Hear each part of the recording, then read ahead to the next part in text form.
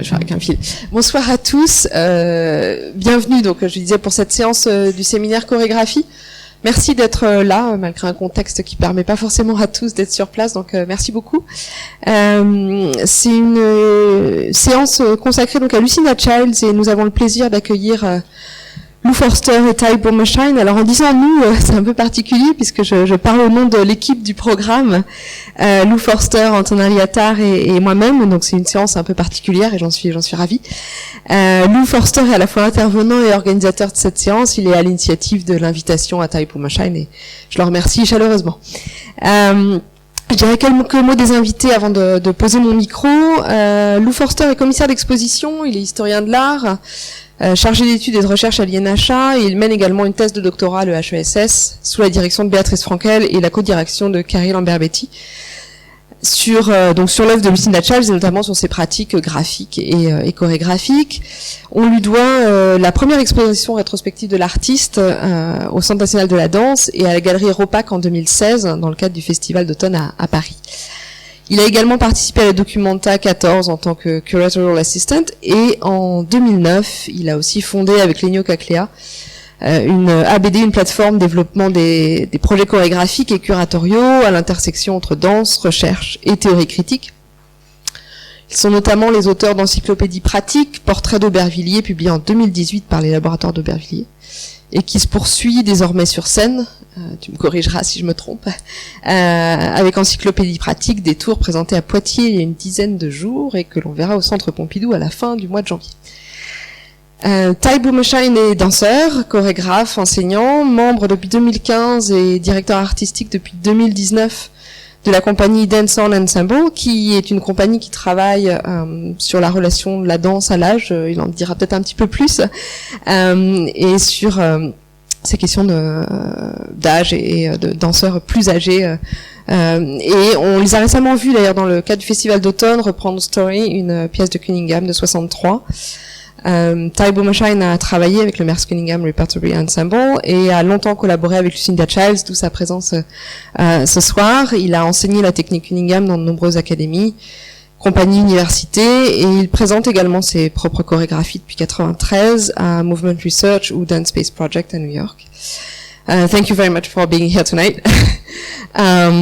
Et avant de fermer le micro, je voulais aussi profiter de cette dernière séance de 2019 pour remercier chaleureusement les équipes de l'INHA qui travaillent à la bonne tenue de ces séminaires, et notamment Maxime Grel et Mathilde Desbois qui assurent toute la logistique, donc au service des manifestations et au service des moyens techniques. Donc, merci à tous et bonne séance, je laisse la parole. Merci Pauline. Alors, l'intervention de ce soir va se passer en deux temps. D'abord, je vais faire une intervention qui a proposé un parcours autour et à travers des pratiques graphiques et chorégraphiques de Lucinda Childs, et puis ensuite nous allons avoir une discussion avec Ty en anglais sur les différents rôles, places qu'il a eu dans la compagnie, donc à la fois comme danseur, interprète, puis comme donc on va discuter du terme, mais artistic assistant pour un certain nombre de remontages de pièces, notamment à partir de 2005. Voilà, donc je vais me lancer. Et merci, encore une fois d'être venu, malgré la situation complexe dans les transports. Et bonne séance. Donc, je voulais commencer cette présentation par montrer un certain nombre d'images d'un film, Making Dance, 7 Postmodern Choreographers, réalisé en 1980 par Michael Blackwood, sur donc 7 chorégraphes de la scène new-yorkaise. Et une des séquences se passe dans le studio Lucinda Childs, au 541 Broadway, alors qu'il répète une pièce intitulée Dance. La séquence donc commence de la manière suivante. Elle se tient au fond du studio, face à une table sur laquelle sont posés plusieurs dossiers, empilés sur la gauche. Au centre, donc, un grand cahier, et juste au-dessus, une feuille avec des indications qui sont relativement peu lisibles sur cette image. Elle replace les éléments sur la table. On distingue aussi un certain nombre d'éléments d'inscriptions, des feutres, des crayons, des ciseaux. Elle regarde les danseurs et leur donne un certain nombre d'instructions, d'indications, leur disant notamment quelle partie de la danse va être faite. Puis son chat monte sur la table, elle l'écarte délicatement de la main, tourne quelques pages pour se placer donc dans le cahier transparent au moment qui va être travaillé, et puis appuie sur le magnétophone, sur la touche play. Donc cette séquence, c'est l'une des rares vidéos, films que l'on a du travail de la Lucinda Childs Company en situation.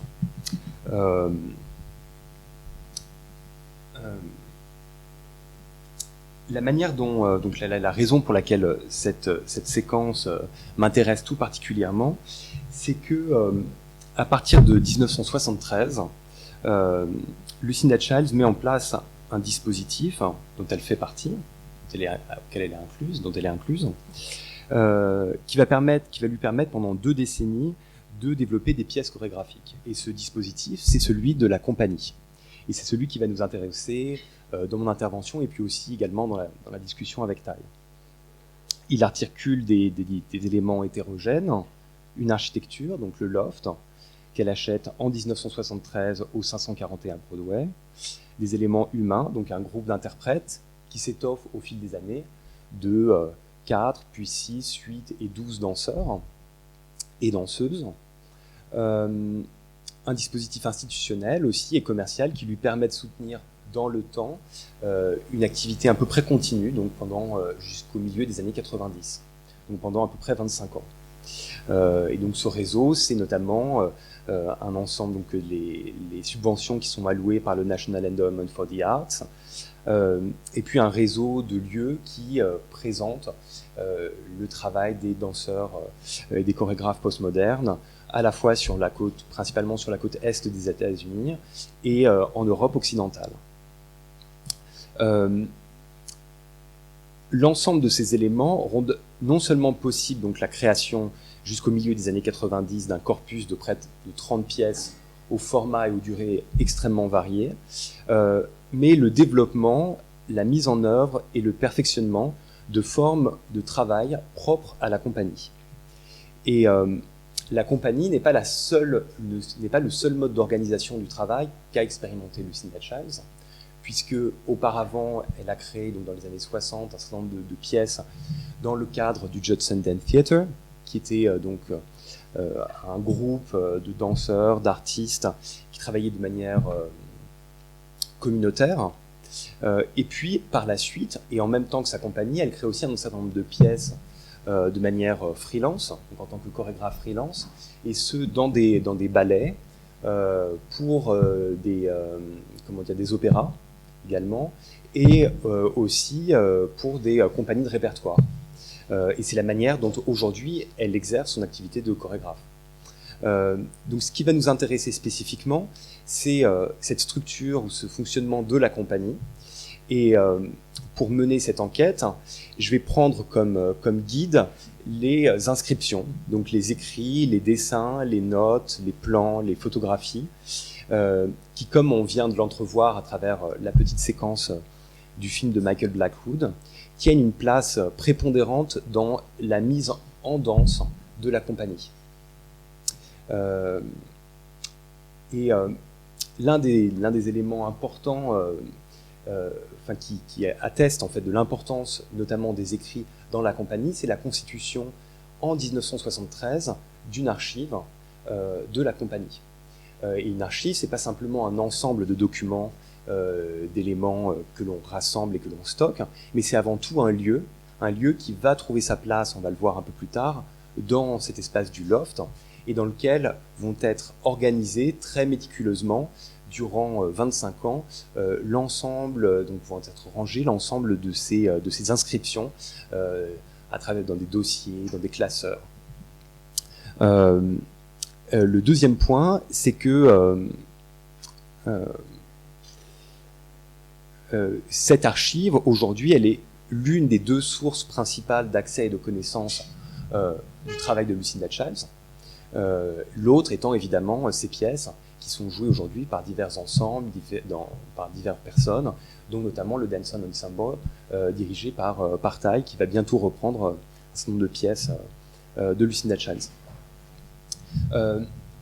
Pour terminer cette longue introduction, cette trop longue introduction, et je dirais enfin que l'approche que je vais essayer de mettre en œuvre pour cet exposé emprunte à deux champs disciplinaires. D'un côté, l'ensemble des disciplines au croisement de l'art, de l'histoire de l'art et de l'histoire de la danse, qui est vraiment ce qu'on explore dans le séminaire, dans le programme de recherche chorégraphie depuis maintenant plus d'un an, plus de 2 ans même. Depuis un certain temps. Sur lequel je ne reviens pas. L'autre ensemble de disciplines auxquelles je vais avoir recours, c'est l'anthropologie de l'écriture et ce qu'on appelle les literacy studies. Donc des approches qui ont été développées par des sociologues et des anthropologues qui s'intéressent à la manière dont on utilise des écrits au sens large en situation, et donc aux différentes formes de lecture et d'écriture en situation qui se passent dans tout un ensemble de domaines, et notamment dans des contextes de travail, mais au sens très large, donc des cockpits d'avions, des usines, enfin voilà, tout un ensemble de situations qui ont été étudiées. Donc, 541 Broadway. Si on entrait donc dans ce loft du 541 Broadway au début des années 70, on observerait une séparation très nette entre deux espaces. D'un côté, le studio, qui est un espace semi-public dans lequel la chorégraphe travaille avec ses interprètes. Et donc ce studio, il a un certain nombre de spécificités architecturales. Donc la première chose, c'est qu'il n'y a pas de mur porteur. Et en fait, le choix du 541 Broadway s'est fait notamment pour cette raison-là. Donc il y a un grand espace vide, sans piliers, qui permettent d'avoir un grand espace à danser et pleinement ouvert. Le 541 Broadway, c'est un immeuble donc, qui est en fait partagé sur 2 adresses, le 541 et le 537, et qui a un lieu assez important à New York et assez emblématique de la manière dont la scène artistique se construit dans les années 60 et 70, puisque c'est l'une des coopératives que Machunas crée et développe pour créer des logements d'artistes et des ateliers d'artistes. Et donc, le 541-537 Broadway donc se sépare. Donc du côté du 541, il y a tout ce qui s'appelle eux-mêmes les chorégraphes, même s'ils ne sont pas tous chorégraphes. Donc il y a Trisha Brown, David Gordon et Valda Setterfield et John Jonas qui habitent dans le même immeuble, et Lucinda Childs évidemment. Et puis de l'autre côté, il y a un certain nombre d'artistes, dont Naim June Paik, Simone Forti, Ellen Summers et Machunas lui-même. L'autre élément dans lequel revient aussi Lucinda Childs plusieurs fois dans des textes, c'est évidemment l'importance de ce grand plancher en bois qui est vraiment un support pour la danse. Et puis il y a un deuxième espace, dernier point, dans ce loft aussi dans les années 70, il y a un certain nombre de concerts of dance, donc de représentations publiques, de performances qui y ont lieu. Et donc c'est un lieu dans lequel on montre aussi son travail et on reçoit ponctuellement, de manière plus ou moins informelle, des spectateurs et des spectatrices. Et donc il y a un autre espace qui est donc derrière cette cloison rétractable et qui est un espace de vie qui lui, à l'inverse du studio, est meublé et pour lequel il existe très peu de représentations visuelles. Donc ça fait on a très très peu de photos. Ça c'est un extrait d'un film de Patrick Binsard dans lequel on voit simplement l'espace entrouvert et une grande table. Et puis ici une photo que j'avais trouvée dans les archives et dont j'ai une photo très mauvaise. Donc Lucinda Childs sur cette même table qu'on entrevoit, donc mise en scène, en train de travailler sur ses papiers. Et donc dans cet autre espace, je regarde un petit peu mes notes pour...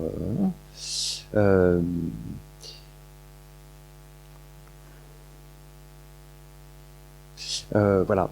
Et donc, si là, maintenant on s'intéresse à la circulation en fait des documents dans cet espace du loft, on imagine, ou on constate, ou on peut imaginer que il ne cesse de passer d'un côté et de l'autre de cette cloison rétractable, puisque dans l'espace privé, on trouve, enfin j'imagine, un bureau, donc qui est peut-être cette grande table, sur lequel Lucinda Childs écrit, note et développe tout l'ensemble des documents qu'on va voir durant cette présentation. Et de l'autre côté, les documents sont utilisés ponctuellement lors des répétitions. C'était l'exemple la manière dont le film de Michael Blackwood montre Lucinda Childs utilisant ces documents. Et donc il passe de part et d'autre de cette cloison. Et dans la constitution, disons, matérielle de l'archive, en fait, on se rend compte que cette circulation de documents, elle est extrêmement importante, puisque les documents sont mis en dossier par pièce.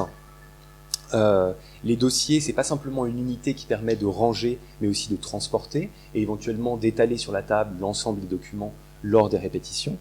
Et puis, il y a un certain nombre de cahiers reliés, donc qui sont souvent des albums photographiques, dans lesquels ce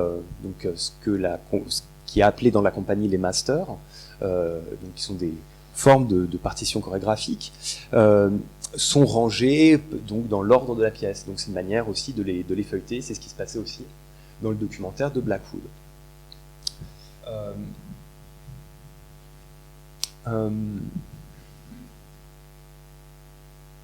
Donc quand j'ai travaillé, évidemment, comme il n'existe pas de représentation de cet autre espace, qui est celui derrière la cloison, pour le comprendre, je me base sur un autre espace auquel j'ai eu accès lorsqu'en 2015, j'ai préparé donc l'exposition qui a eu lieu donc, en 2016 au Centre national de la danse et à la Galerie Aéroparc dans le cadre du Festival d'automne, et qui était donc l'archive telle qu'elle était donc organisée par Lucinda Childs après son déménagement du loft à Martha's Vineyard, dans une maison où elle habitait, et donc qui était un bureau à peu près semblable à cette table qu'on a vue, et dans lequel on retrouve l'ensemble des éléments de rangement, d'organisation que je vous ai montré. Un dernier point important sur lequel je voudrais insister, c'est que donc on va beaucoup s'intéresser aux termes d'écriture et de lecture dans cette conférence, et de part et d'autre, l'écriture et la lecture prennent des formes très différentes. Et on va voir que dans l'espace des archives ou du bureau, on a une élaboration graphique continue d'un certain nombre de documents, mais dans le studio, il y a aussi un certain nombre d'actes graphiques qui sont opérés, surlignage, utilisation de blanco pour se corriger, utilisation de la couleur. Donc c'est un espace dans lequel l'écriture n'est pas non plus absente. Et d'autre part, comme on l'a vu dans le film de Michael Blackwood, la lecture dans l'espace du studio, elle est intrinsèquement liée au fait de regarder la danse en situation de travail. Et donc c'est un mode de lecture très particulier sur lequel que je vais essayer de détailler.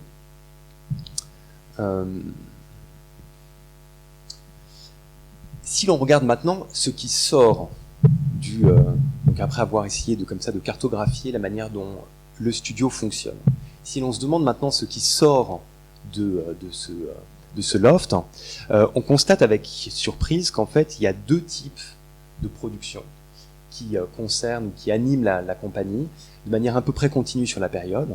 D'un côté évidemment la production de pièces chorégraphiques, mais de l'autre côté aussi la production d'écrits, d'articles notamment.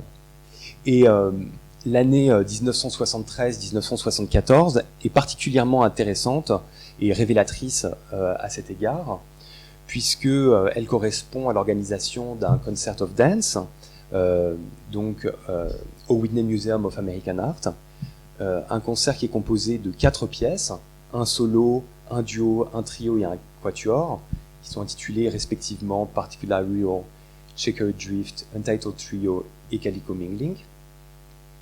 Et en même temps, la publication, donc une photo de... Et en même temps, la publication d'un portfolio dans Artforum.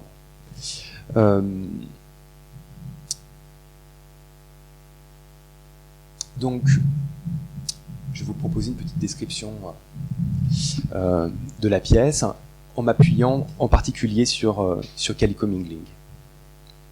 Donc, ce qu'on peut découvrir au Whitney Museum of American Art en 1973 prenait donc à peu près la forme suivante. 4 danseurs et danseuses marchent, les semelles de leurs baskets résonnent sur le sol, un tempo soutenu donne à leurs pas une impulsion légèrement athlétique, tandis que leurs bras accompagnent par un léger balancement chaque changement de direction. Ils et elles enchaînent de manière fluide, enfin en l'occurrence c'est plutôt elles enchaînent de manière fluide, détachée et répétée des parcours de 6 pas, en ligne droite ou en arc de cercle, vers l'avant ou vers l'arrière, qui se succèdent et s'entrecroisent de manière complexe. Assis directement sur le sol ou sur des chaises, une audience compacte d'environ 200 spectatrices et spectateurs forme autour d'elles et d'eux un espace rectangulaire d'environ 11 mètres sur 12. Donc Calico Mingling, à l'instar de une grande partie de la production de la compagnie jusqu'en 1978, est dansée dans des espaces dits alternatifs, donc des lofts, des églises, des espaces publics, des musées, et l'on entend par alternatif ici une alternative au dispositif théâtral. Ce quatuor, donc, comme je vous le disais, utilise la marche comme matériau chorégraphique privilégié, et il a été qualifié de plusieurs manières, et l'ensemble de ces pièces également, de postmoderne, de minimaliste, de piétonnière, c'est la traduction que je propose de pedestrian. Chacun de ces adjectifs insistant sur certaines des propriétés chorégraphiques des danses pour les inscrire dans une description plus large des tendances artistiques, historiques ou culturelles. Le thème que privilégie quant à elle l'historienne de la danse Sally Bain est celui d'analytique. Et c'est un terme qui m'intéresse dans la mesure où il indique que cette pièce elle a une forte dimension autoréflexive, en l'occurrence sur la manière dont se développe, s'organise et se met en œuvre cette forme fondamentale de locomotion qu'est la marche en groupe. Si l'on se penche maintenant sur l'article écrit en 1973, on constate que les déplacements, les parcours, constituent en fait un des modes de représentation privilégiés pour représenter des danses qui ont été créées donc par Lucinda Childs dans le Judson Dance Theatre dans les années 60 et qui ont été pourtant construits sur des principes complètement différents que ceux qui sont utilisés en 1973. Donc un des liens qui relie étroitement et qui montre la proximité historique entre d'un côté Calico Mingling et de l'autre côté ce portfolio, c'est l'utilisation donc de ce que je vais appeler ce qu'on appelle en général des croquis de parcours, donc ces petites notes en haut avec des flèches. Ici on en voit un et ici on en voit un autre élément. Et ce portfolio, il est particulièrement intéressant parce qu'il illustre la manière et les gestes et la manière dont on manipule des inscriptions dans cet espace qui est le bureau, qui est l'archive. Puisqu'il associe étroitement des photographies donc, qui ont été réalisées par Peter Moore et Hans Namuth et que Lucinda Childs collecte a posteriori. La raison de cette collecte a posteriori, c'est que dans les années 60, il n'y avait pas d'archives, pas de lieu pour les organiser. Donc à partir de 73, comme il y a un lieu, on peut aussi recollecter ce qui a été fait précédemment. Et par la suite, en fait, les photographies sont organisées de manière un peu organique, en même temps que l'activité de la compagnie. On retrouve aussi un certain nombre de diagrammes, voilà, de notes, et puis un long texte qui a été écrit par Lucinda Childs pour présenter son travail. La production, en apparence relativement modeste, en fait, de ces croquis de parcours, a fait l'objet d'une grande élaboration de la part de Lucinda Childs. Une des références qu'elle donne à ces croquis de parcours. C'est un livre de Martha Graham, qui s'appelle, si je me souviens bien, Martha Graham, The Early Years, qui a été publié en 1937 chez Merle Hermitage. Et donc Lucy Netchell renvoie donc à ce livre comme l'inspiration pour réaliser ce portfolio. Et donc dans ce livre, on trouve un certain nombre de croquis de parcours dans un des paragraphes qui ont été réalisés par Art Schlotterer. Art Schlotterer est une figure assez intéressante, enfin très intéressante en fait du modernisme en danse, puisqu'il a travaillé avec Martha Graham, mais il a aussi travaillé en Californie avec Anna Alprin, notamment pour la construction du Dance Deck. Et ces croquis de parcours, c'est la manière qu'il avait, donc sa technique graphique, pour construire le décor des pièces.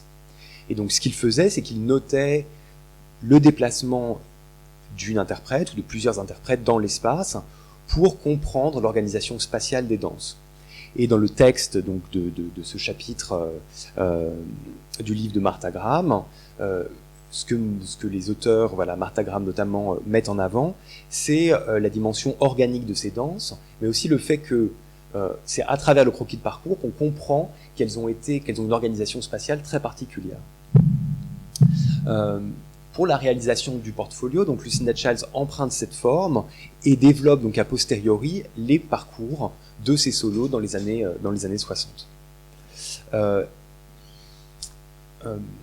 Je voudrais maintenant revenir un tout petit peu sur cette notion de croquis de parcours, puisqu'en fait les croquis de parcours c'est un type de représentation du mouvement qui est très largement utilisé,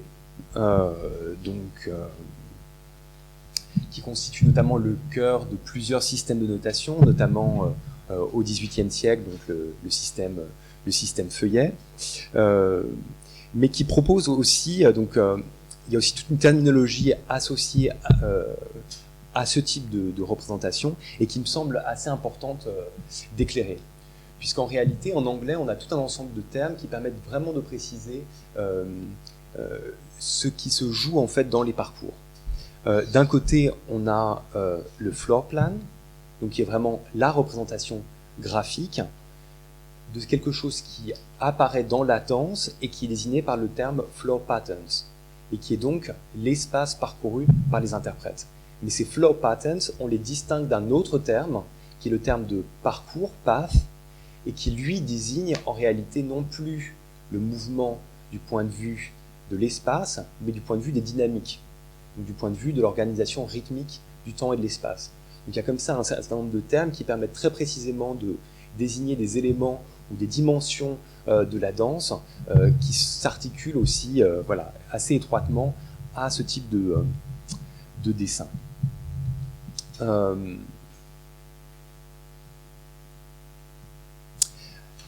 Pour terminer un petit peu ce premier parcours sur ce que produit la compagnie, le portfolio de 1973 est suivi quelques années plus tard par la publication d'un autre texte. Et puis au fur et à mesure que l'activité de la compagnie se développe, c'est-à-dire qu'il y a de plus en plus de pièces qui sont créées, les publications donc s'espacent, et elles sont prises en donc la représentation publique ou la publication de la production graphique de la compagnie, elle prend une autre forme, notamment celle d'exposition. C'est le cas notamment dans les années 80, puisqu'il y a 80 et 90, puisqu'il y a 3 expositions, notamment des dessins et qui sont ou de la production graphique de la compagnie qui sont faites. L'une à la galerie Paola Cooper, dont on voit ici une petite exhibition view. D'autre part, à Venise, donc l'exposition à Venise et chez Paola Cooper ont lieu la même année, en 1982. L'exposition à la Biennale de Venise s'appelle Drawing de Pluralist Decade et elle est organisée en coopération avec l'University of Pennsylvania. Et puis ensuite, il y a l'exposition Danse tracée en 1991-92. Et une chose qui est importante, c'est que de la même manière qu'il y a une production graphique particulière qui est faite pour la publication, donc notamment du portfolio. Il y a aussi une production graphique qui est spécifiquement dédiée à ces expositions-là.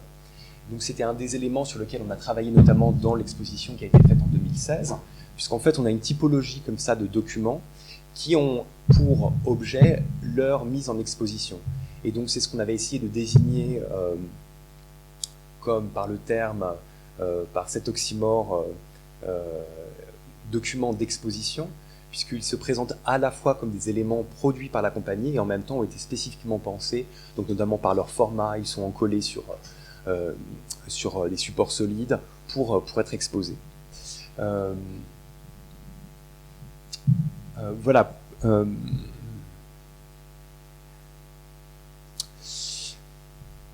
Donc, ça c'est la manière dont la compagnie exporte, ou montre ou publie ces documents. D'autre part, et maintenant c'est ce qui va nous occuper pendant la dernière partie de cet exposé, c'est la manière dont les documents fonctionnent de manière interne à la compagnie.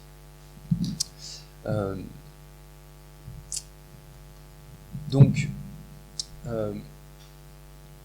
en 1973, la réalisation de Cally Commingling pousse la chorégraphe à développer un nouveau type de croquis de parcours adapté à la mise en œuvre de cette pièce. Donc, je vous ai fait un petit zoom. Et donc on va rentrer un petit peu plus précisément aussi dans la lecture de ces documents, donc dans la fabrique documentaire. Donc c'est un terrain qui est évidemment un peu plus complexe. Donc comme je vous disais, Cally Commingling, elle est organisée par donc, des phrases de 6 parts en ligne droite ou en arc de cercle. Donc pour noter Cally Commingling, Lucinda Childs développe donc une variante des croquis de parcours. Donc un temps sur deux, en réalité, sont donc notés en pointillés. Le point de départ est ce petit carré, et la direction des flèches indique la direction. Donc on a ici la première phrase, on va la regarder en vidéo ensuite, une ligne droite, et puis une série d'arcs de cercle, et enfin une autre ligne droite. Le document que produit Lucinda Childs pour travailler ou lier à cette pièce est ce document-là. Et donc on constate qu'il est d'une nature extrêmement différente de ce qui a été publié donc, au même moment dans le portfolio. Donc, dans ce document, on observe en fait plusieurs éléments. D'un côté, il y a le croquis de parcours du parcours de chacune des interprètes de la danse, qui est organisé séparément.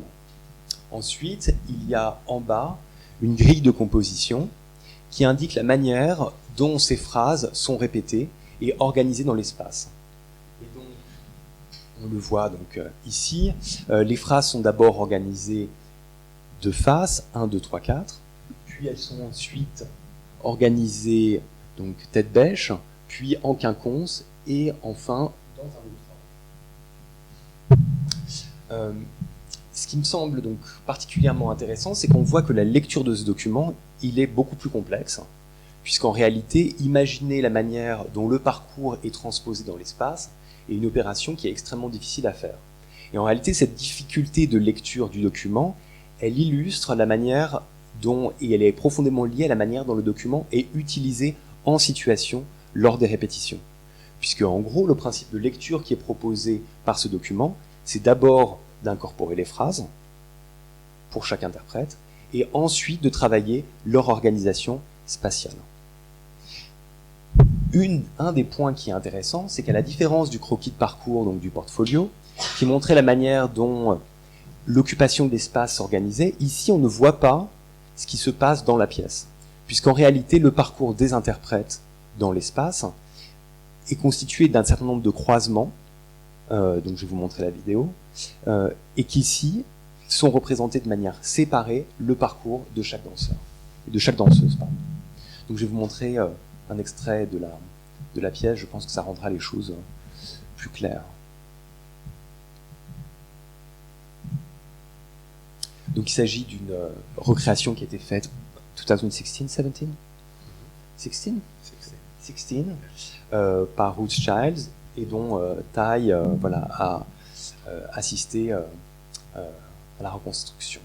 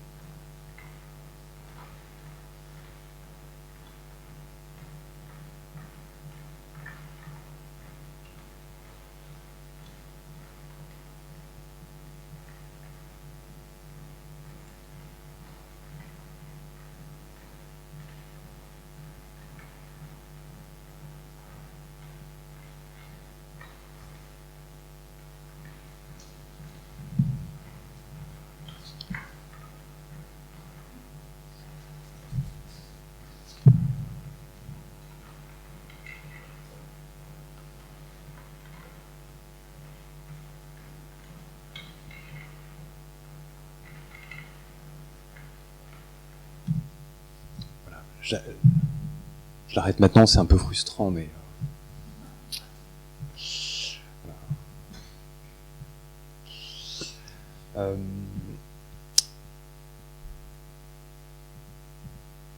Donc, un autre élément qui me semble particulièrement important à souligner, c'est qu'on est dans une situation en fait de lecture qui est un peu différente de celle qui est présentée, donc que j'avais présentée au tout début, dans lequel on voyait Lucinda Childs derrière sa table et les interprètes dans l'espace. Une des raisons, c'est que d'abord Lucinda Childs fait partie des interprètes de cette danse. D'autre part, c'est que à cette époque-là, elle a à peu près le même âge que ces danseuses et que ces danseuses, pardon, et qu'elle a notamment aussi écrit un article, par exemple, sur le travail de l'une d'elles, Judy Padou.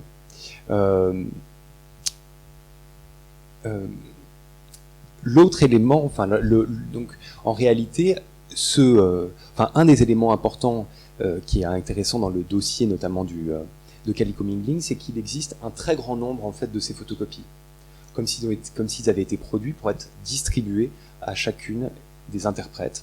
Et donc chacun aurait une copie de la partition pour travailler avec.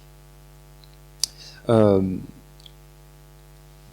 paradoxe, c'est que quand on demande aux interprètes de l'époque si elles ont travaillé avec ces partitions, elles répondent qu'elles ne les ont pas utilisées. Voilà. Donc en fait, on a l'organisation d'un document très complexe qui répond à des problèmes d'utilisation dans le studio et qui n'a jamais été utilisé. Et donc on comprend que en réalité, le fonctionnement de l'archive et du studio, c'est non seulement de produire des pièces et de produire des documents pour être utilisés en situation, mais également de constituer un répertoire. Et donc la production de ces documents-là, elle se fait en vue d'usages virtuels qui, parfois, ne sont pas toujours remplis. Un dernier point, c'est que il ne faudrait pas considérer donc, que l'utilisation de ce document va de soi non plus, enfin qu'il propose une totalisation et qu'on peut aisément reconstituer Calico Mingling à partir de ce document-là. Puisqu'en réalité, comme il n'a jamais été utilisé, en réalité, il pose tout un ensemble de problèmes. Et quand Ty a travaillé notamment sur la reconstruction de Calico Mingling, ils ont produit à leur tour de nouveaux documents.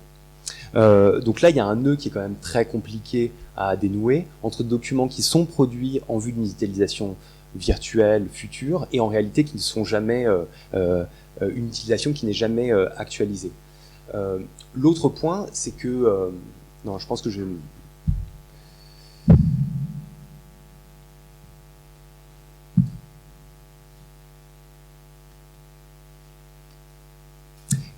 une autre explication qu'on pourrait donner à la production de ces documents, c'est qu'en réalité, le fait de les tracer, le processus de mise en page, est déjà une opération chorégraphique qui permet à Lucinda Childs de travailler et d'élaborer sa chorégraphie. Et quand on rentre, donc maintenant je voudrais rentrer un petit peu plus dans la fabrique matérielle de ce document, pour constituer les croquis de parcours de cette pièce, Lucinda Childs a réalisé tout un ensemble d'éléments, donc qu'on voit ici en dehors de l'enveloppe, puis elle a réalisé un montage qui lui permettait qu'elle a ensuite assemblé pour reconstituer le parcours de chacun. Donc, quand on voit cette fabrique, et le dossier notamment est extrêmement épais, on se voit qu'elle s'est donné énormément de mal à réaliser cet objet-là. Une des choses qui apparaît dans la production de ce document, c'est que en réalité, il y a une proximité évidente entre l'opération graphique de tracer et l'opération de danser ces motifs. Donc notamment la répétition des mêmes motifs, donc arc de cercle, ligne, est en réalité pleinement investie dans la production du document. Un dernier point, je voudrais revenir sur la spatialité quand même très particulière de ce document. Dans les années 60, l'espace des pièces de Lucinda Childs, que ce soit l'espace concret dans lequel elle performe, mais aussi les espaces auxquels ces pièces réfèrent, sont souvent des espaces domestiques, à la spatialité accidentée. Notamment, on a des différentes activités qui appartiennent à des champs ou à des espaces différents qui se rencontrent et se combinent. Et donc on a ce qu'on pourrait appeler une spatialité queer, où les éléments ne sont pas développés dans un même espace.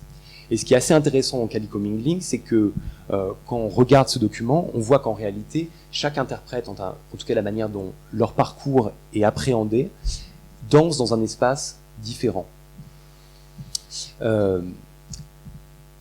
Et les conjonctions ou les croisements n'apparaissent jamais. C'est ce qui va changer par la suite. Puisqu'en réalité, au cours des années 70, Lucinda Childs abandonne cette manière de représenter, donc les parcours individuels de chaque interprète, et elle va les rassembler dans un seul document. Donc ici, on voit d'abord la partition de Radial Courses, de Congeries on Edges for 20 Obliques, qui est une pièce de 1975, et puis la partition de Radial Courses en 1976, et de Melody Except en 1977. Ce qui change en réalité pour ces pièces suivantes, c'est que, d'une part, on a un séquençage qui est différent, c'est-à-dire que chaque représentation représente un temps, et donc non plus 6 ou 8 ans comme c'était le cas pour Calico Mingling. Et d'autre part, on voit apparaître ce qui est visible sur scène, c'est-à-dire l'entrecroisement des différents interprètes qui sont cette fois-ci notés avec des différentes couleurs.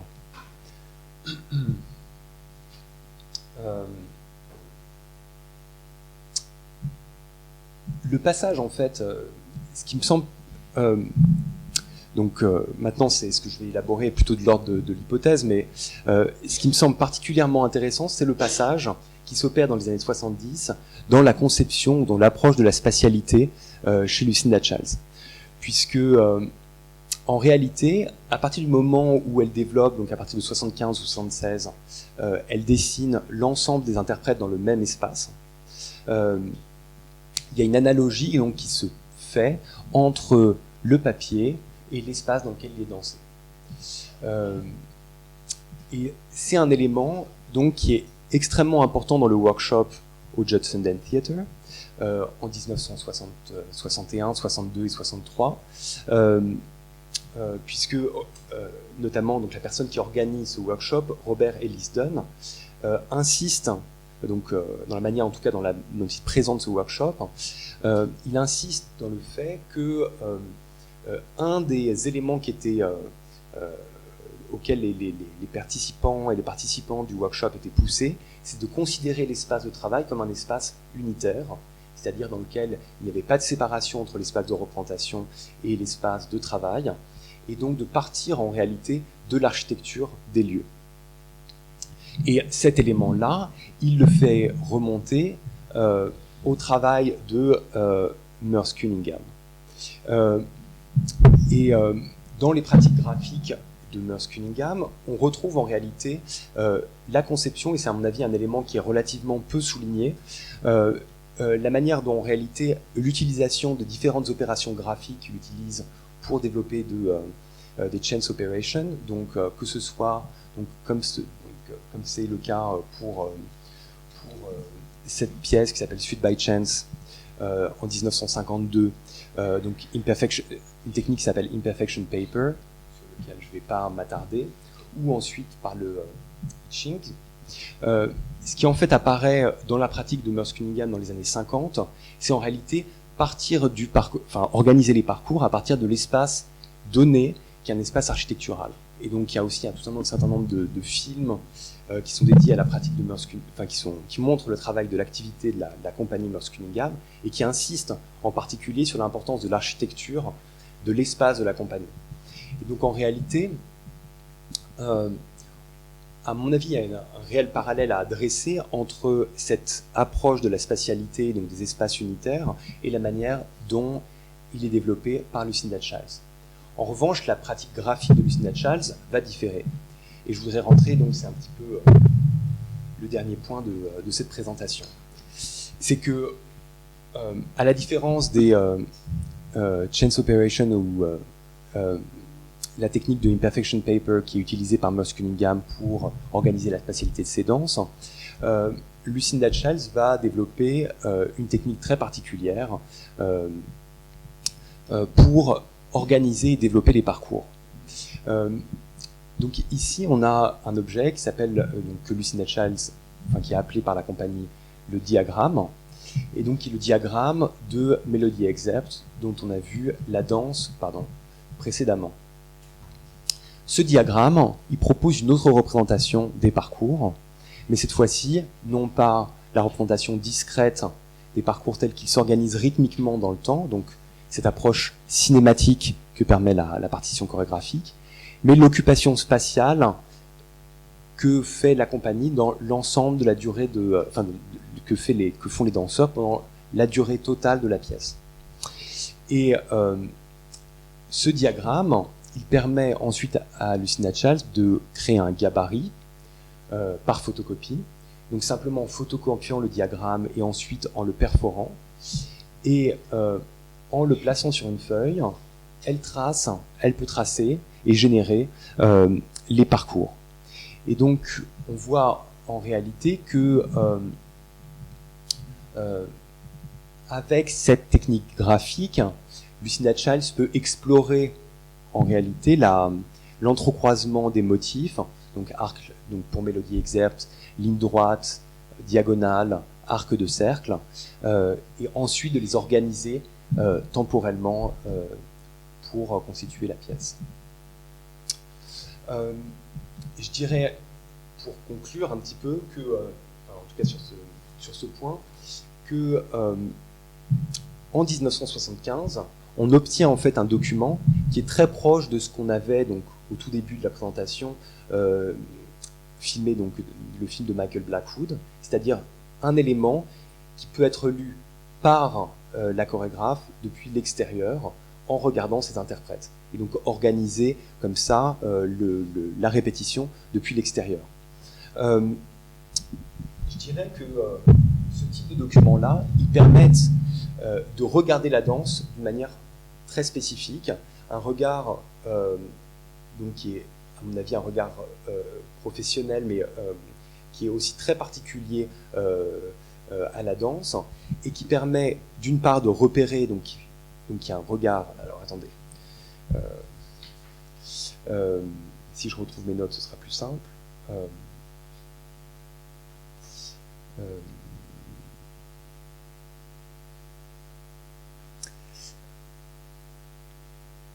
Donc, d'une part, une forme de regard qui permet, d'une part, enfin qui se base d'une part sur les détails, mais qui, à la différence de la manière dont on pense, par exemple, le regard rapproché ou le regard du détail, par exemple la manière dont le décrit Daniel Arras, ce n'est pas une attention qui est focalisée sur un détail, mais qui est distribuée, donc qui s'intéresse à la manière dont, qui passe très rapidement d'un détail à l'autre.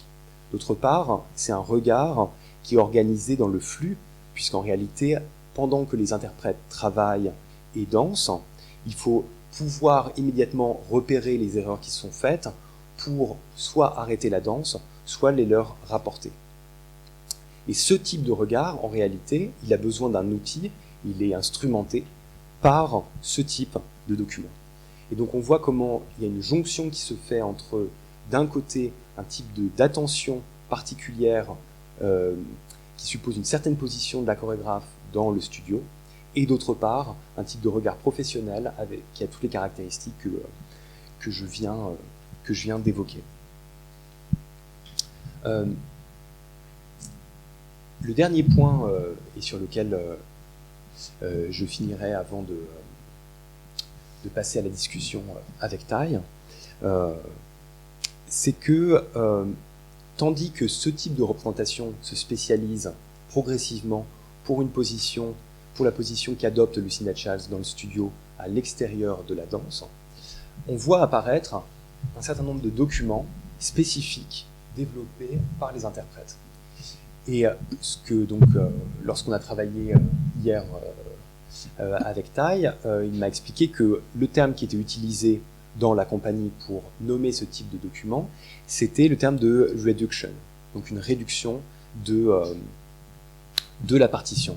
Donc en l'occurrence, ici pour Melody Except, on a la carte d'un des interprètes, et chaque interprète donc danse avec sa propre carte. Et le document est plastifié au scotch pour éviter que dans la transpiration, les éléments qui sont notés à l'encre disparaissent. Et donc, on voit que s'organisent symétriquement deux ensembles documentaires selon la position occupée dans le studio. En 1979, et donc voilà, c'est un peu la transition, en 1979, la pratique de la compagnie se transforme en profondeur, puisqu'en réalité, ils vont arrêter de créer des pièces d'un côté pour des espaces alternatifs, puisque Lucinda Childs reçoit une commande pour une pièce d'un format opératique provenant de la Brooklyn Academy of Music. Et donc, c'est d'abord un changement de cadre pour la compagnie, auquel elle répond en faisant tout un ensemble d'adaptations. Donc, elle va créer sa première chorégraphie en utilisant une musique composée par Philip Glass et un décor filmique de Sol Lewitt. Je ne rentrerai pas dans les détails de la création de l'un et l'autre. Mais pour ces pièces, il va y avoir un nouveau type de reduction qui va être créé et qui s'appuie désormais sur le plan rythmique de la danse. Et donc ces contes constituent un petit peu l'objet qui va être donc utilisé par les interprètes. Le terme de reduction, il me semble qu'il induit un problème dans l'approche, disons, dans l'écologie des pratiques graphiques de la compagnie, c'est que d'un côté, il y a la partition qu'on appelle master, et de l'autre côté, il y a sa réduction. Donc on a l'impression qu'on a une chaîne d'écriture qui va d'un document qui est complet et globalisant, qui est donc le master, et à un autre type de document qui serait limité et qui proposerait un point de vue limité sur la création. En réalité, je pense qu'on est plutôt dans un réseau que dans une chaîne, et que les informations qui sont dans les reductions des interprètes proposent en réalité des points de vue complémentaires et singuliers sur la création. Et un des éléments qui atteste, disons, qui me fait penser, qui atteste de cette hypothèse, c'est que Lucinda Childs a conservé très précieusement l'ensemble des reductions des interprètes. Et donc, j'en ai ici donc pour la Dance 3 donc la danse 3 de Dance, il y a comme ça un ensemble très riche où on peut suivre. Donc Dance a été repris un certain nombre de fois, donc c'est un dossier qui est très fourni, puisqu'il y a eu au moins 4 distributions différentes d'interprètes. Et ce qui est intéressant, c'est que dans les distributions, donc chacun ou chaque interprète essaie à développer sa propre méthode pour inscrire les informations dont il a besoin pour se remémorer la danse. Et donc, on a un certain nombre d'interprètes qui notent les configurations, d'autres, au contraire, qui notent simplement en texte les éléments. On a éventuellement la combinaison des deux éléments. Voilà, on a aussi des versions papier avec beaucoup de transpiration. Et on a un document qui à mon avis, est particulièrement intéressant, qui a été donc réalisé lors de la première distribution de Dance par Meg Harper. Meg Harper est donc une danseuse qui rejoint la compagnie pour Dance en 1979, après avoir dansé pendant plusieurs années pour la compagnie de Merce Cunningham. Et ce qui est assez intéressant, c'est que ce que fait Meg Harper, c'est qu'elle superpose au conte les parcours. Et cette solution graphique, c'est pas la solution graphique qui a été adoptée par Lucinda Childs dans le master, mais c'est en revanche celle qu'elle va finir par adopter. Et lors de la recréation en 2005 de Dance, lorsque Ty réalise les masters pour les interprètes de Dance, en réalité c'est cette représentation-là qui va être choisie. Et donc on voit comment en réalité on a un système qui est distribué, dans lequel l'ensemble des points de vue s'additionnent et se complémentent. Voilà.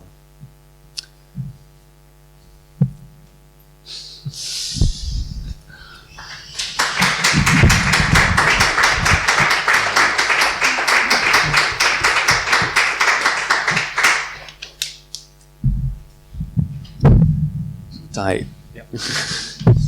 So I think it has been a torture because you don't speak French. No, it was good. I kind of understood some things. Yesterday I made, I mean, we talked about what Yeah. so you know more or less what I've been talking about. Yeah, yeah.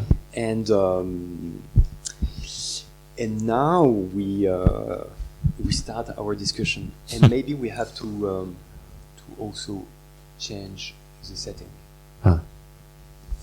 Okay.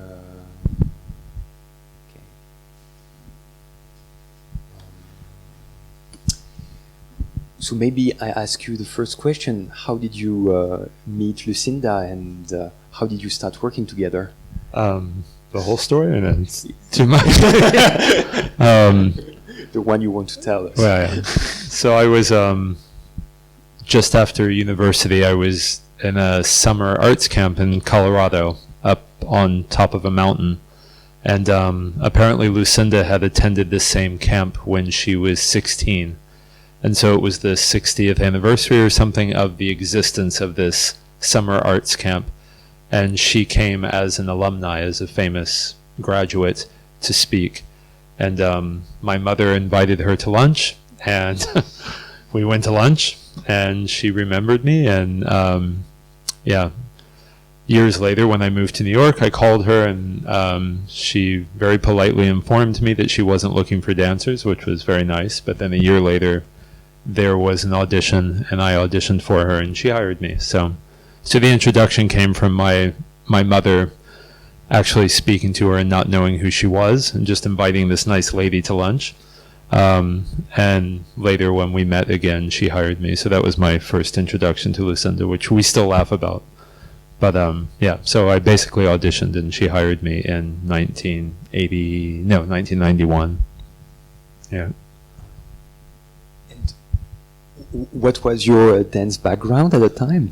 Very little. I had danced in university in Missouri, and previous to Lucinda, I danced for Bill T. Jones and a man named Dan Wagner, very shortly for both of them, and like a year and a half, I think, after I moved to New York, and then I auditioned for Lucinda and started working for her. So I only had a couple of professional jobs prior to working with her. So, yeah. And so you started by your creation, or? Yeah, the first thing I learned was dance. I think everyone who joins the company, the first piece they learn is dance on some level. And then we restaged the second dance from Einstein on the Beach. There was a piece called Rise, which was a section of Relative Calm, an evening length piece, and she created a piece called Rhythm Plus, or Rhythm Plus en français, because it was a French title of the music made by Ligeti, I think Ligeti, and it was performed by Elizabeth Szoniaka, who was a Polish harpsichordist based in Paris that Lucinda had met. And so Elizabeth played the harpsichord live for the performances of these pieces. Yeah. And so how did you, when you learned dance, did you use one of these reduction? And Yeah. how basically was the transmission process of that piece? Yeah, so you learned the phrases, which the phrases generally of Lucinda's work are not necessarily complicated, let's say. They're not easy, but they're not as complicated as possibly other choreographers' work is in terms of the material. And so we would learn the steps, and I was handed a piece of paper, and everyone sat down and just started reading. And I found it very strange as a new dancer to look around the room and everyone was just sitting on the ground, staring at a piece of paper, memorizing numbers. And eventually I understood why, because the steps themselves, they repeat, they're quite simple, there are slight variations, but it's learning when you enter what the musical score is, and that was a new experience for me, to be handed a piece of paper and with a few numbers circled and say, here's your part, memorize it, which I still remember all these years later, so it works, yeah. But So that was the case for dance? For because dance. it was repertory. yeah, dance For was the created. creation, it worked differently, right? Yeah, for Rhythm Plus, she created a reduction, as Lou described, which was different than her master score. She created a series of numbers that was a blank format, basically, and you would fill in as she created the piece. She had scored out the rhythmic situation of the music in the way that she would count it and handed it to us, and then we would fill in as she created the piece. So you were writing, each dancer Yeah. was writing for himself. You or just had a herself. column of numbers. If I remember right, for Rhythm Plus, there were various lines of numbers, and as she created the piece chronologically, you just filled in your part, what you did, what you held, who passed to you on which side, various notes of that manner. And then as the piece was passed on, you would either get that piece of paper from the previous dancer, or you would try to create your own, depending on the work. Yeah. But with Concerto, for example, the picture you just showed, there was no score. She just started making the dance. She herself had a score, this picture, yeah. She herself, of course, had a master plan of what the piece would be. But when she was making it, we were just memorizing it. And we weren't really taking notes then. The note-taking came actually later when I restaged it. And she showed me her score. And it was the first time I had seen one. We just sort of memorized it. And then I realized to transfer it, it would be easier to create a reduction, as you described, for everybody. So I sort of scored everybody's parts and made a reduction based on her reduction, her score. So Maybe we show Sure. that reduction.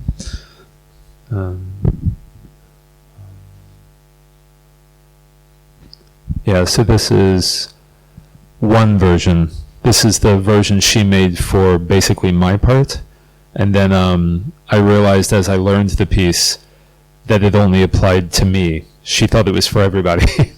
And then as I was learning everyone's part, I realized, oh, this is only me. I can't hand this to everyone. So I made another one with different numbers. I think Yeah. that's an important Yeah. element is that you are when you talk about this work of recreating pieces, you each time you realize how many mistakes Yeah, or in the documents or Yeah. in the performances. exactly, yeah. And even this wasn't necessarily a mistake because it's correct for what I do and the people in my line, let's say. But it wasn't for everyone. And I think she thought this is a reduction that you can use for the piece. But in the end, it wasn't. I had to go back and redo it because the numbers are different. They end up being the total the same, but they're just distributed in a different manner. So. And then you also created this Yeah. very This is from the first part of the same piece. It's in two sections. And she showed me very quickly her score, which was similar. But I've restaged this piece so many times, I realized I had to create something based on what she made that could make sense to me, that I could go into these places where I would only have maybe a week or two to teach the work. And so I made this. I showed this to her, and actually she has this now because she liked it. And it saves her from photocopying the original over and over again. So she just put that in a locker, and she just uses this now because it saves time. and each performer has it, or only the Um, person I- outside recreating? I can give it to them because this is quite simple because it's just the same material over and over again. It accumulates. There's a long dance phrase that you slowly accumulate each time you do it. And so all you need to know is where you go on which side of who and which color you are. So some of the dancers asked for it, some didn't. Where is the audience? On the bottom where the arrows are. Okay. Yeah. Also, there's no, you don't exit for very long in this piece. So in terms of having a chance to look at a note, it's not really useful. It's just kind of useful in learning it. Sometimes with her works, you have time in the wing to check your notes, but not this one. You just run off and on as fast as you can, kind of. But Yeah, that's maybe a very important element to say, is that usually we think that dancers never dance with scores, but what happens in Lucinda's company is that actually in some pieces there are scores in the wings, and the performers, dancers, are using it while during the if you have performance. time, if there's time for it. And some pieces there are. Dance 1 and 3, you can do that. Some of them there's no exits.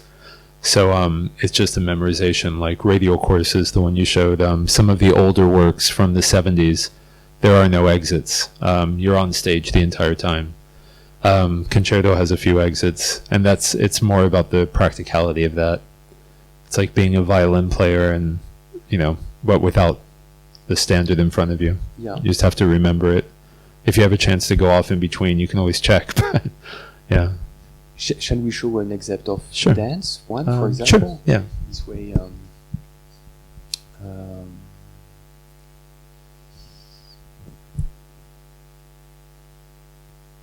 So this is dance number 1 from the evening length piece called Dance, with music by Philip Glass and decor by Sol LeWitt.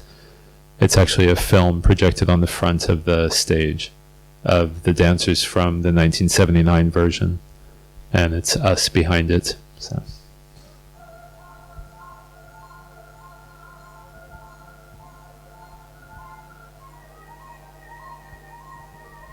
So every time they're exiting, they're looking at a piece of paper taped to the wing and counting and signaling to each other so you enter together. Go. So what at stake for the dancers is when to go, Yes. basically, and to go together because Yeah. it's organized by couples. Yes. So if the film goes and your partner goes and you don't, it's pretty clear you missed it. So especially if the film goes. The hardest part of Lucinda's work in that sense is not when you're on stage, it's the off stage. It's when you're not dancing that you get lost. The dancing part's actually the easier part. So, but it's the counting off stage and remembering when to go, like now. Yeah. So we could say that working in. So could we say that, for example, that dancing in Lucinda's company basically is a very crafted, embodied form of memory? Yeah, certainly. I mean, the physical aspect also is often overlooked in Lucinda's work because it's so much about the path through space, the repetition, the rhythmic aspect of it. But you also see that we're jumping for 20 minutes nonstop. It's all in the air. The same for Dance 3, the same for Concerto, the same for Einstein on the Beach. It looks very floaty, and it's very much about memory and like I said, rhythm and repetition, but it's an extremely physical and aerobic activity. Lucinda's work is one of the few choreographers I know who she doesn't have held positions. There's no posing. It's constant action. And so there is an extreme physical aspect to it that doesn't always read as that, but it is. Yeah. But there is a lot of standing positions. You stand. Sometimes you'll stand on stage waiting for your next moment instead of standing off stage. But you're actually just standing as opposed to standing in an arabesque or being held by somebody. Yeah, there's often standing on stage. I think these standing positions on space is something, because it's something that appears very early in her work. Yeah. Basically, even in the 60s, there is such a position. Yeah. And it develops a lot in the 70s. And it's true that in the dances, except for example Dance 1, where people are exiting constantly. Radial courses, you don't stop. Yeah. Yeah. Melody, you stop. There's a few. Yeah. That's also a kind of a signature of. Just having the solitary figure sort of waiting for the time to go is it's a strong aspect of her work, because you're still, but you're active in your head. You have to maintain the rhythm, you have to maintain the counting, and you have to basically enter with the material in the right moment. And we can maybe show an example of that if the available light. There is music, there's sound, let's say, for this work. It's called Available Light, with a score by John Adams and a stage set by Frank Gehry.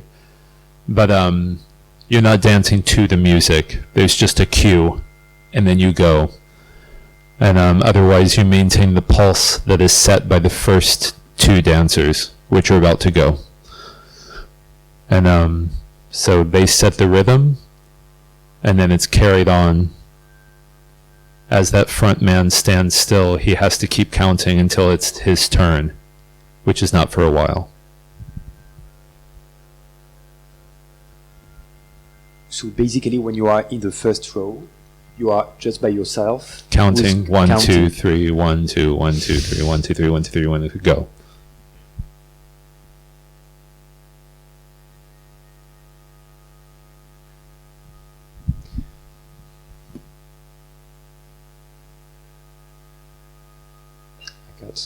Sorry. Could you tell us how you changed position from being a dancer to being what? Age. When Lucinda started again with the group, she asked me to assist her. So maybe just because you danced with the company until it stopped. Yeah, I danced from 1991. Is that right? Yeah, from 1991 until before that. Yeah, I joined in 91, took a break, and then danced until 97 with her. Is that correct, or is that 89? I started in 89, took a break, came back in 91 until 97, when she stopped having a company. And then I moved to Europe in 97, 98, yeah. And then she continued as a freelance choreographer and director. I think there was a revival in 2000. She had sort of an anniversary revival of the company.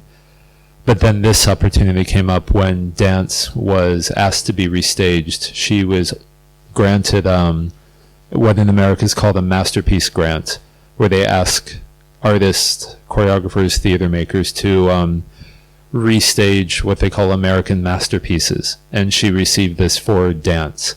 So she asked me to help her restage dance. I had been helping her in Europe set some of her work and helping her with some of her operas already. So when dance came up again, I said, well, sure, I'd be happy to help you, because I had danced it. And then she just put me in it. I was meant to just be the rehearsal director, but then I ended up being in it, so I kind of played both roles. And in that case, it was simply the fact that I knew it, I had done it, and the same with Available Light with this work. And then it just developed from there. There was a couple of examples of me asking her to stage some of her early work that I had not danced, as an exercise for a school in Amsterdam that I was teaching for. And she allowed me to do this, which was wonderful because I think a lot of Lucinda's concern is to keep moving forward. She's still a very active choreographer. She's making new work. She's directing operas and theater work, and she doesn't like to look back so often. Occasionally with something like Available Light, she's happy to see it again and to rework it, and it changed. She changed a lot of Available Light, because it's what she's interested in doing, and she changed part of dance as well. Yeah, she also changed Dance 3, and she changed Einstein when we did it. So she's not so interested in just having a sort of museum collection of her work, but I am.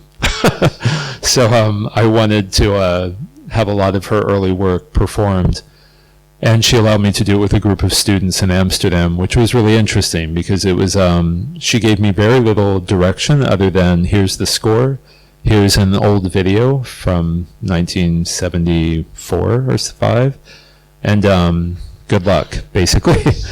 And it was like being an archaeologist or something, or a detective. I had to really decipher the score with very little information. I had a video and I had an understanding of her work, and it was actually a lot of fun. And the students were great, and she was thrilled in the end when she saw it. She was shocked at how much she liked it, which made me very happy because she also, it started a kind of an interest in her going back and looking at her early works and thinking, well, maybe we should do this again. I mean, it took about 10 years of me begging her, but it did finally, it has happened that she's more interested in her early works and having them seen again. So that's also how it kind of initiated with me setting the works for Ruth Childs, which you saw, the Calico Mingling, because I researched that and basically taught it to Ruth and her dancers. Similarly, I was given the score and a film of them doing it outside and figure it out. So yeah, but it's enjoyable. How concretely do you work in this kind of situation when you have to reconstruct, for example, Calico Mingling? Concretely, yeah. Are you you start just by yourself? Yeah. In front of the screen, Yeah. making. Yeah, there's always I was describing this the other day. There's always I've learned over the years after doing several of these pieces that there's always what I call a eureka moment. I'm staring at the film, I'm looking at the score, none of it makes sense. I watch it over and over again. I start to understand something, but then it doesn't make sense because of what comes after it. And then there's always something that happens. I see a note on the side of the score that says 3-4-5.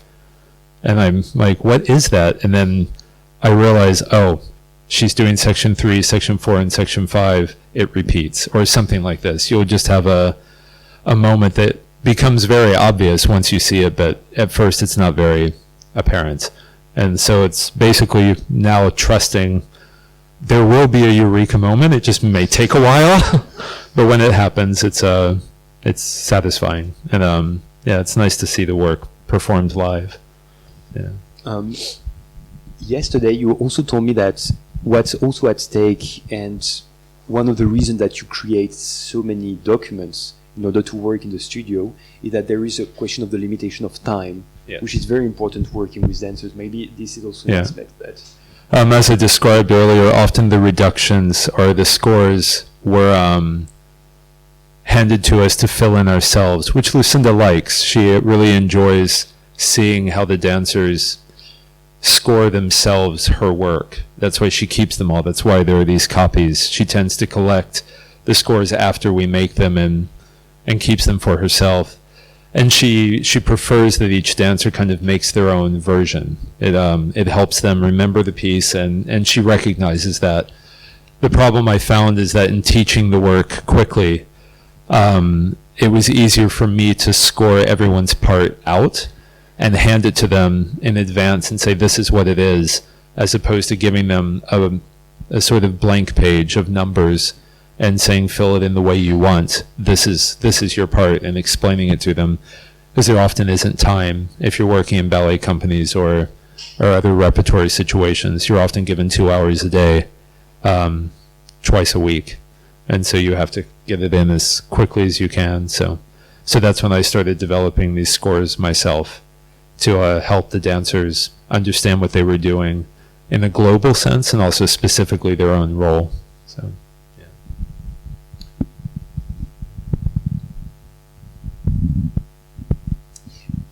Maybe I would like to come back to one thing that you started saying that there is that the phrases in Lucinda's work are quite simple. Simple in a way. And in the 1973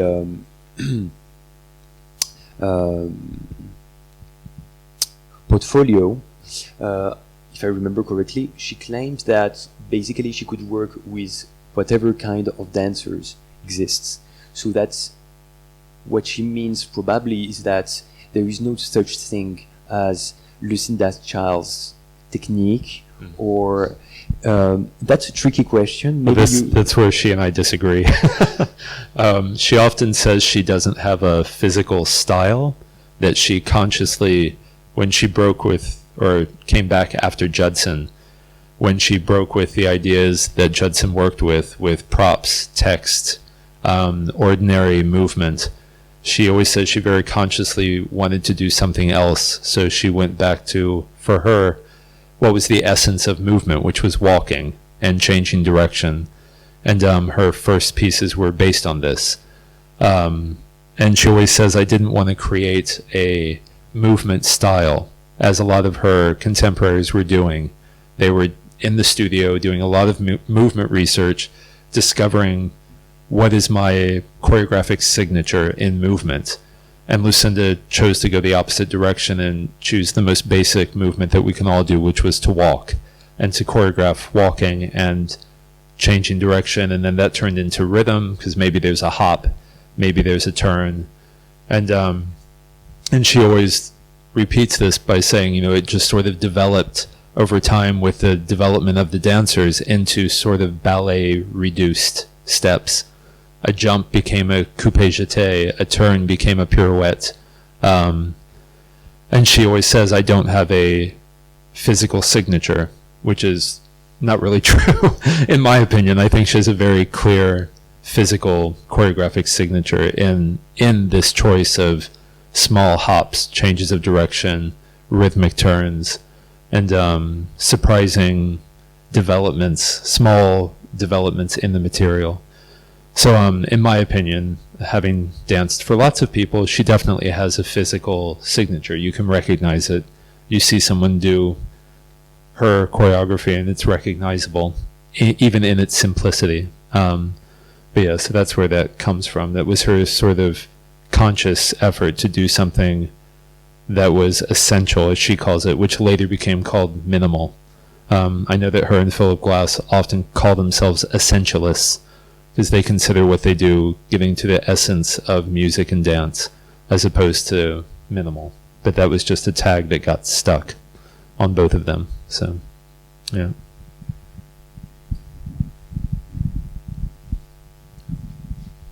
Shall we open the discussion to the audience? Vous pouvez poser aussi des questions en français. Si c'est pour Thaï, je les traduirai.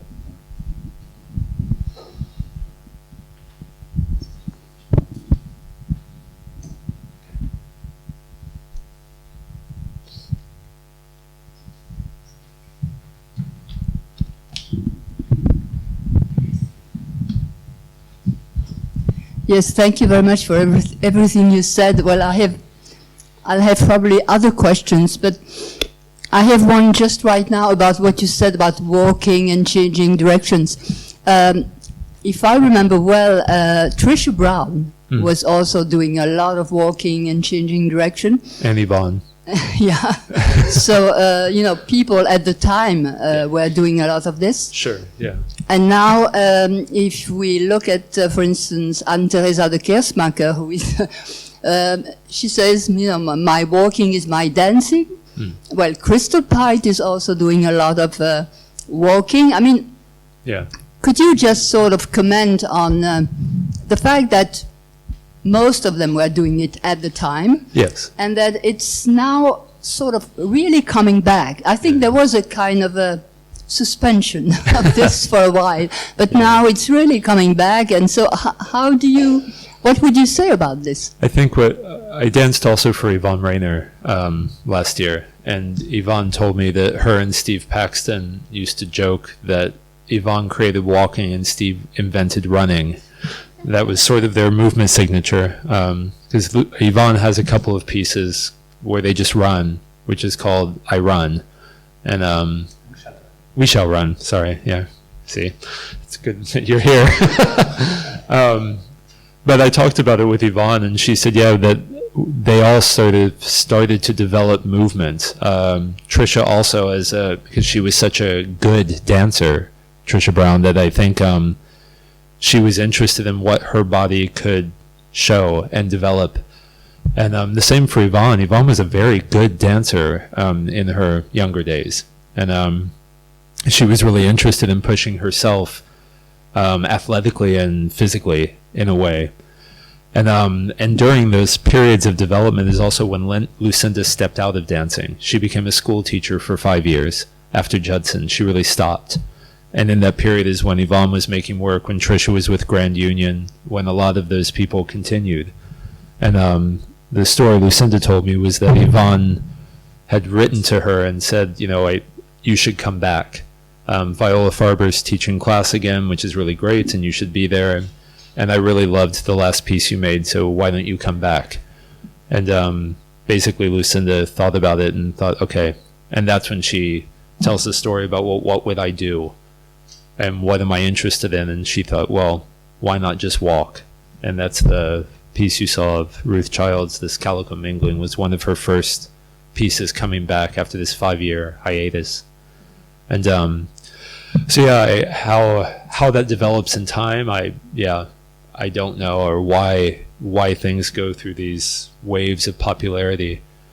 I do know that Anna Teresa, for example, was in New York in the late 70s and early 80s, and was definitely very much influenced by what she saw there. She says herself that seeing Lucinda and Trisha Brown's work in those early days completely influenced what she is still doing. And it's when you see Lucinda's work, for example, we did dance in Brussels, I don't know, 8 years ago or something, and it was revealing when I knew some of the dancers from Rosas, and they came and saw it, and were completely in shock that especially with the solo, which has a lot of arm swinging and, you know, and with the double image, they couldn't believe that in 1979 this had happened several years before Rosas Dans Rosas. And so they were, or Violin Faza, or any of these pieces that are seen as sort of minimalist masterpieces, groundbreaking at the time. It was like, yes, she was clearly influenced by Lucinda, and often I don't think those things are well known enough. but how these things have influenced other people, I don't know. The interesting thing is people see Anna Teresa and they're inspired by that, and then it moves on and on and on, and they don't realize that the first inspiration is often, you know, either Lucinda being in We Shall Run and going from that, or if it's just from Lucinda's own mind, or, you know, where that even came from. I know she studied with Hanya Holm, Lucinda, and Hanya's classes were often based on this. Today we work on walking, now we work on gliding. There was often a class just about turning. She would really work on an aspect of movement. And I think those classes with Hanya Holm when Lucinda was very young stuck with her. This idea of sticking with an idea, if it's running or turning or gliding or sliding. And I know that that's what she learned from Hanya. So it even goes back further, you know, in terms of history. Thank you. Yeah. And I would eventually add that basically there are also exercises from Mary Wigman, who was the teacher of Hanya Holm, Exactly. where she was also studying this kind of very Specific, fundamental, yeah. specific pedestrian movements. Yeah. So what is generally narrated today as a rupture between modernism or modern dance and postmodern dance can be also really questioned. Yeah, absolutely. Yeah, especially when you ask them. If you ask Yvonne or Lucinda or Steve about these things, they're quite open about it. They say that they were inspired by Martha Graham or Mary Wigman or Hanya Holm, and, you know, yeah. Interesting.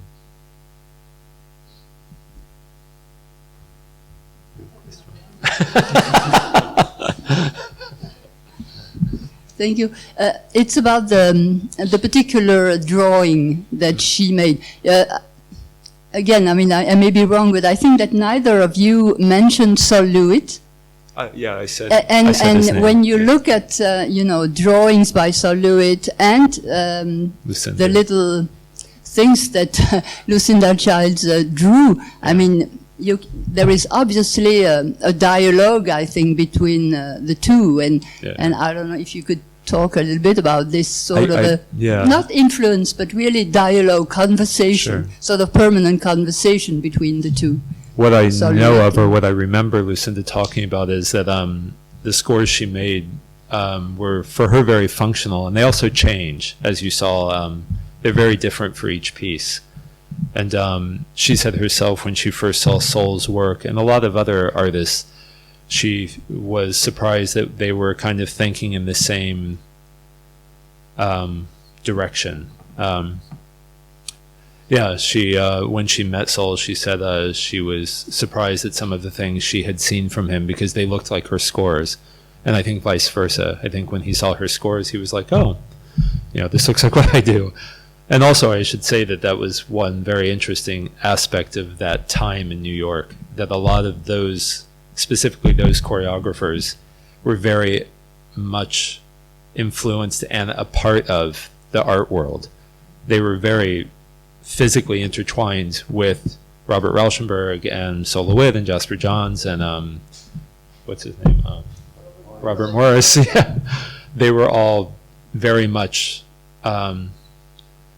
entangled, let's say, together. And it was more of a very much a collective thing, other than we're a group of dancers who know some artists. They were really in each other's work. It was all very much the same. So I think that they don't see themselves as separate from any of those art movements, whether it's painting or sculpture or the composers they were working with.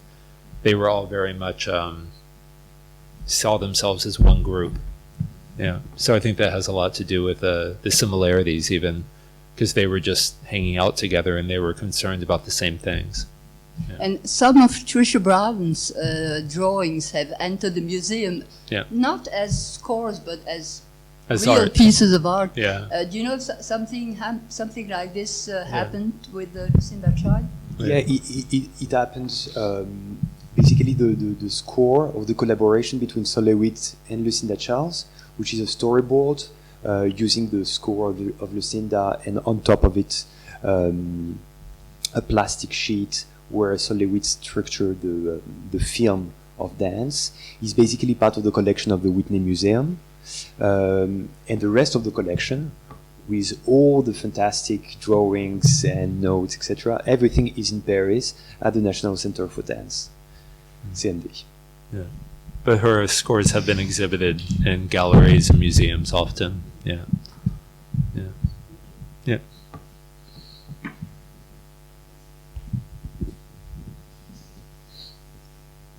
Well, I had a couple questions. Yes. First one, you just mentioned Hanya Holm, and I was wondering because she was also working in the studio with scores. I remember seeing a portfolio of students of Hanya Holm working and dancing while reading. Ah. Is it something also that might have had an impact on Lucinda sure. Childs? Or Yeah, I mean, I don't know. I have to admit my own ignorance. I don't know that much about Hanya or her work, but I'm sure all of that had an effect on Lucinda. She often talks about, for example, some of the first classes she had with Merce Cunningham.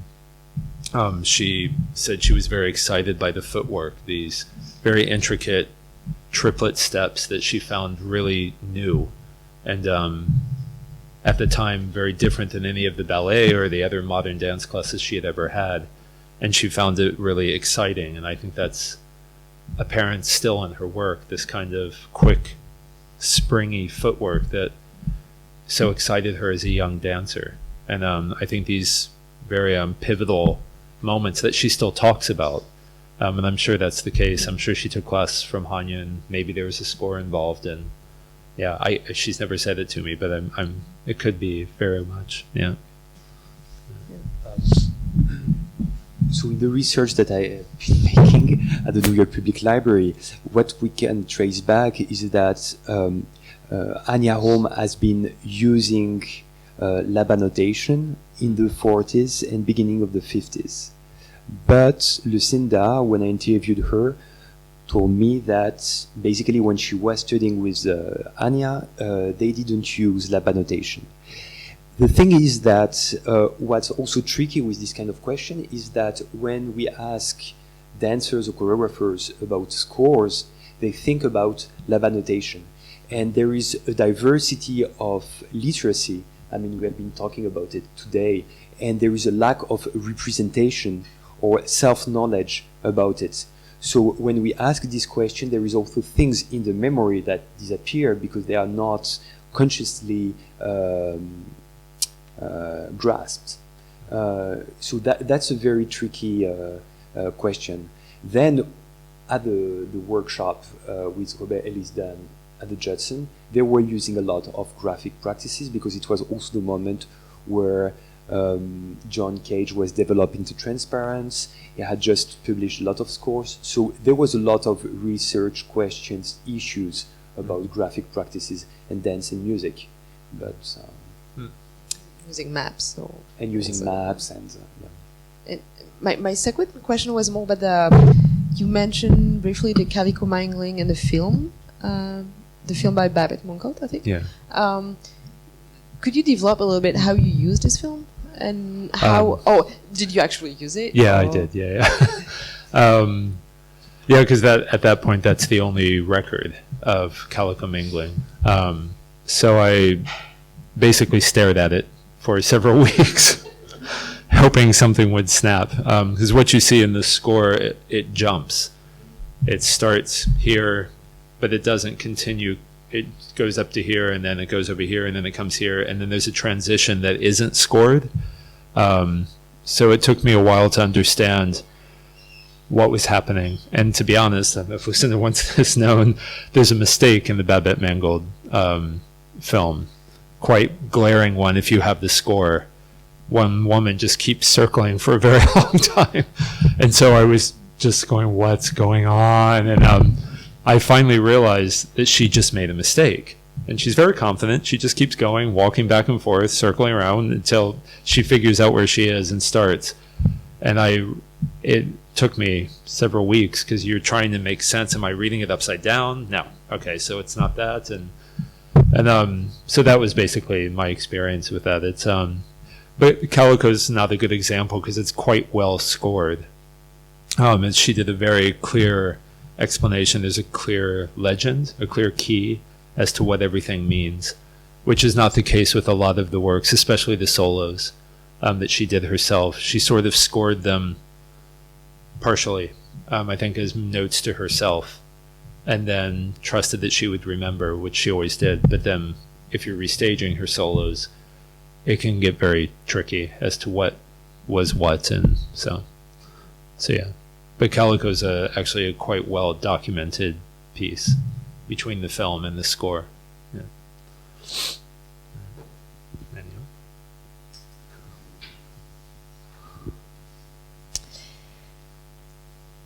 Did she ever work with more open scores? Like improvisational type. I mean, yeah. Even if we don't specifically use the word, but yeah, not in my experience. I don't know if any of the earlier things that I don't know, because there are still several pieces that I don't know. But of all the ones that I've been through, and I've been through a lot, there wasn't an improvisational aspect, not necessarily. For me, there is two sets of documents which are using kind of I will not be able techniques, which are things that she tries out when she stopped choreographing between 68 and 73. One is using basically the structure of street dance. So there is a set of streets and actions that the people taking the workshop that she's giving are supposed to experiment in the streets.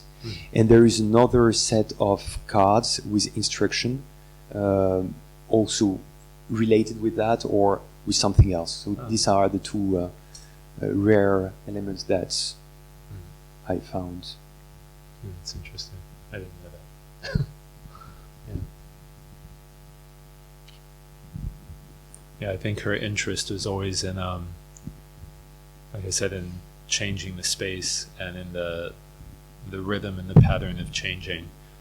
And I can imagine that for her concerns, that improvisation would actually just be too risky in terms of actual running into each other. It happens already, so yeah. Yeah, sorry, that's a very important aspect that I forgot to say, so now I remember. Because when we see the precision and all the dedication that she has been making to organize the dances, what we don't realize, I mean, we have been insisting on that in this presentation, but in one of her texts in 1975, she says that basically her pieces are perceptual tricks, and that the goal of the piece is to dislodge the point of view of the viewer, the spectator. So what's very interesting is that she's using all these very specific techniques of organizing and the path and the choreography in order to create a trouble. And this is also something interesting that we don't used to think like that, is that her pieces in a certain aspect are very autoreferential, but they are not didactic. That's also a very interesting aspect, I think, in her work. But she also once said that someone asked why she does so much doubling. Like you see in dance, there's two people, or the clip you saw of Available Light, there's always two people. And she just very simply said, so you realize that they're not improvising. It's like, oh, okay. I suppose it could look like we're improvising, but yeah, but she said she did it just to make it clear. Yeah, so, yeah. Yes.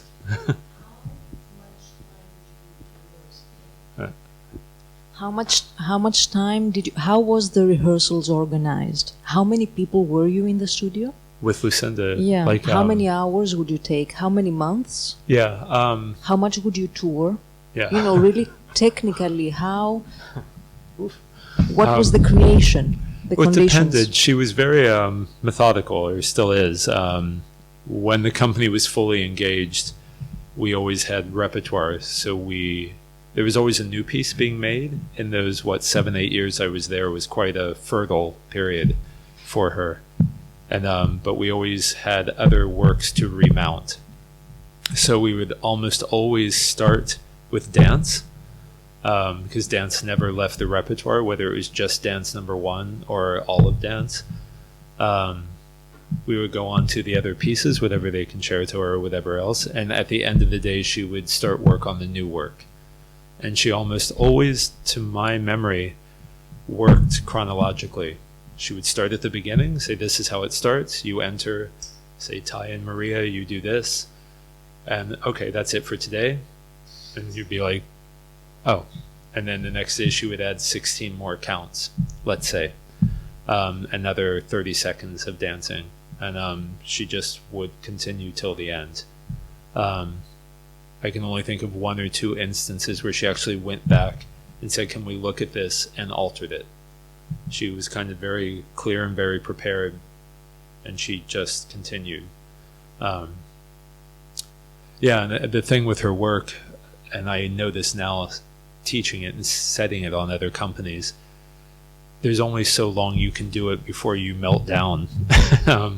If you're doing lots of different pieces, it's actually helpful. Surprisingly, if you're doing 5 or 6 different Lucinda Childs pieces in a day, you don't get them mixed up. They feel very different. But if you're doing 1, you can't do it 6 or 7 times. Not only physically, because you just can't jump that much, but your mind shuts down. And she knows this. So often she rehearses shorter and shorter as the process continues. The closer she gets to the end of a piece, often the rehearsals, the time gets shorter.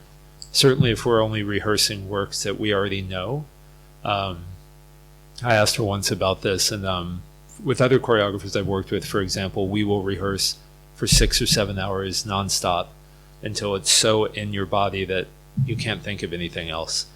And often with Lucinda, we would come in, we would run the piece, and we would stop and, okay, let's move on to the next one. And we would be like, can we work on a few things? And she would, no, let's move on. And the strategy is you have 1 chance in the performance. If there's things you need to work on, if you need to memorize a section, if you need to practice a pass with somebody, do that before. Because when we do the piece, it's like a performance. And especially for her work, because there's very little room for mistake. There's very little chance to cover if you go the wrong way, or if you do the wrong phrase, or if you're early or late. There's no faking it. You can't sort of kick your way out of it. So it was practice for that, this idea of you get 1 shot. So yeah, you would come to rehearsal prepared. At least that's how I remember it in the 90s especially, and I appreciated that. It actually formed me in a way. It creates responsibility. Your own responsibility outside of rehearsal, how you approach the work. You come prepared and you come ready. And if you have questions, you, with your colleagues or something, you say quickly in advance, you figure it out, and then we do it. And that's it. So, yeah, you don't get a second shot. So it's like life. Yesterday, when we were talking about that as well, you were explaining that the company had some breaks, Yeah. but they had a certain duration. Yes. Could you talk Yeah, about? often with Lucinda in New York, in that time, like every New York-based company, we never had full year contracts. That doesn't really exist in the United States to this day. And so we would have breaks. We would work for 5 or 6 months, we'd have 2 months off. We'd work for 3 or 4 months, we'd have 5 months off. It just depended on the work and whether there was a commission for a new piece or there was touring or not. So it was really up to us to stay physically in shape and mentally prepared for the work. And she was always very good about making sure that these breaks didn't last too long. She was very consistent about that for 7 or 8 years that I was there, that the breaks were never longer than 5 months, I think. But she was always working to get touring and work, and as we know, that's a difficult, yeah. experience, which I think is why she ended up just stopping the company then, because she was done with this constant battle of finding work. And yeah, so but it was it was a good time to be there, because we actually worked quite a lot in that period. So yeah.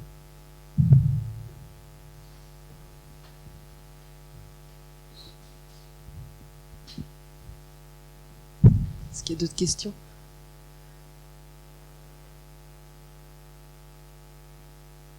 Bon. Non. Et puis on va devoir clore la séance parce que là la galerie va fermer. Mais well, thank you very much, Ty, et merci beaucoup à nous.